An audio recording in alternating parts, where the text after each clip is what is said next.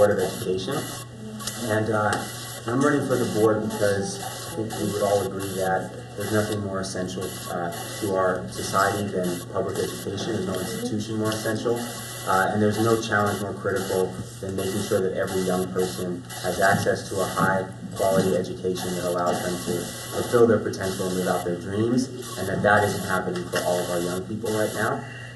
Here in San Francisco, I think that there are a lot of good things that are happening. And you heard from a number of the current elected members of the board of some of the really things that we should be proud of as a district. But we live in one of the most wealthy, one of the most innovative, one of the most progressive cities in the entire world. And if there is a place where I believe that we can get public education right for every young person, I believe we should be here in San Francisco. And I think that I have the skills, the background, the experience, the knowledge, the ideas to help see through a number of the things that the current commissioner spoke of and work with them on those things, but also bring something new. I'm somebody who has benefited tremendously from public education. I grew up in a single-parent, middle-class family here in the Bay Area. Because of public education, I got to go to UC Berkeley and Stanford Law School and Stanford School of Education and have incredible opportunities in my life. And because of that, for most of the last 10 years, I have worked to try to make sure that those opportunities are available to the next generation, who I believe is very much under attack right now in terms of being able to access those opportunities. I currently am the executive director of the UC Student Association, where I work with students across the state on all 10 UC campuses to work side by side with them to make sure that public education is accessible, affordable, and high quality for them.